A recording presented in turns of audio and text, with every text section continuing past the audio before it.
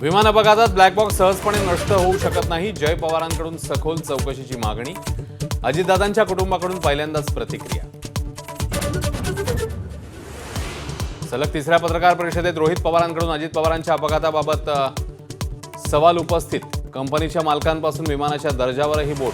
पवारांनी पुरावे तपास यंत्रणांना द्यावेत, भाजपचं आवाहन. सुनेत्रा पवारांच्या अध्यक्षपदासाठीच्या पाठिंबा पत्रावर 40 पैकी 35 आमदारांच्या सह्या. रोहित पवारांच्या दाव्याने नव्या चर्चेला तोंड. तर राष्ट्रवादीकडनं रोहित पवारांच्या दाव्याचं खंडन. लवचिक भूमिकेची भाषा करणाऱ्या राज ठाकरेंनी घेतली एकनाथ शिंदेंची भेट. कल्याण डोंबिवलीतल्या पाठिंब्याबाबत शिंदेंनी आभार मानल्याची माहिती. भेटीचं नेमकं कारण गुलदस्ते आहे. आजोबा आणि नातू एकाच वेळी राज्यसभेवर जाण्याची शक्यता. मवियाकडनं शरद पवारांची फेरनिवड जवळपास निश्चित.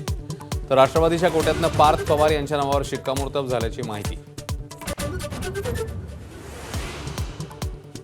पुण्याच्या बिगवणमधल्या तरुणीच्या अपहरणाचा बनाव उघड. प्रेमसंबंधामुळे तरुणासोबत पलायन केल्याची तरुणीची धक्कादायक कबुली.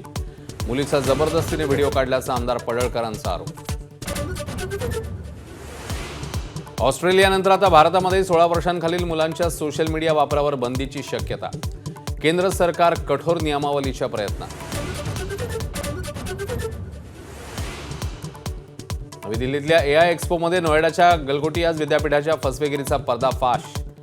चीनी रोबोट स्वनिर्मित असल्याचा बनाव. काँग्रेसकडनं AI समिटच्या विश्वासार्हतेवरच प्रश्नचिन्ह.